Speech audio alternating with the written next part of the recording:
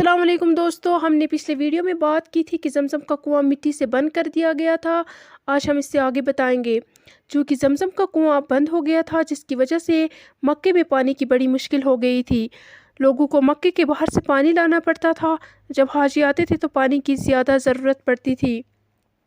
आखिर सदियों के बाद बनी इस्माइल में एक शख्स गुस्सा इब्न किलाब पैदा हुआ।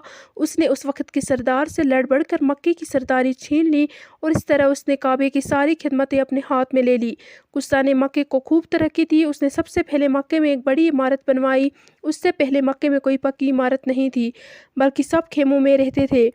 गुस्सा ने इमारत बनवाई ताकि हाँ मक्के के सरदारों की मजलिसें और मशवरे हुआ करे। उसके बाद गुस्सा ने दूसरे लोगों को भी पक्के मकान बनाने की इजाज़त दे दी। अभी तक जो हाजी मक्के आते थे वो अपने खर्च से खाना खाते थे। गुस्सा ने इस तरीके को भी ख़त्म कर दिया और उसने अपने कबीले कुरैश पर टैक्स लगाया ताकि इस पैसों से हाजियों को खाना दिया जाए। ये पहला टैक्स है जो गुस्सा ने मक्के में ईजाद किया। गुस्सा कबीले कुरैश का था। उसने मक्के को खूब तरक्की दी। गुस्सा इब्न किलाब के सबसे बड़े बेटे का नाम अब्दुद्दार था और उससे छोटे का नाम अब्दुद मनाफ था। गुस्सा जब बूढ़ा हो गया तो उसने काबे के सारे मनासिब अपने बड़े बेटे अब्दुद्दार को दे दिए, लेकिन कुछ मुद्दत के बाद अब्दुद्दार और अब्दुद मनाफ की औलाद ने ये ओहदे आपस में बांट लिए। अब्दुद मनाफ के बड़े लड़के का नाम अब्दुल शम्स था। बनी अब्दुद मनाफ की सरदारी और ये दोनों ओहदे उसी को मिले, मगर बाद में ये सरदारी अब्दुल शम्स के छोटे भाई हाशिम के पास आ गई। हाशिम हज़रत रसूलुल्लाह सल्लल्लाहु अलैहि वसल्लम के परदादा थे। ये अपनी कौम में सबसे ज़्यादा बुज़ुर्ग, नेक और अक्लमंद समझे जाते थे। उनकी शराफत और सखावत बहुत मशहूर थी। उन्होंने मक्के को बहुत तरक्की दी, दूसरे मुल्कों से तिजारती माहदे किए और मक्के की शोहरत को चार चाँद लगा दिए। हाशिम ने एक कानून ये बनाया कि मक्के से हर साल दो बड़े तिजारती काफ़िले जाया करें। एक काफ़िला सर्दियों के मौसम में जो यमन का रुख करेगा और दूसरा काफ़िला गर्मियों के मौसम में जो शाम को जाया करेगा। इससे मक्के की तिजारत को ज़बरदस्त फ़ायदा हुआ और सब लोग खुशहाल हो गए। हाशिम ने अपनी शादी यसरब की एक लड़की सलमा से की। सलमा अपनी दौलत और समझदारी की वजह से बहुत मशहूर थी। शादी के बाद हाशिम ने सलमा को अपने मेके यसरब में पहुंचा दिया और ख़ुद तिजारत के लिए शाम चले गए, मगर वही एक जगह उनका इंतकाल हो गया। इधर सलमा के यहाँ बच्चा पैदा हुआ जिसका नाम उसने शीबा रखा।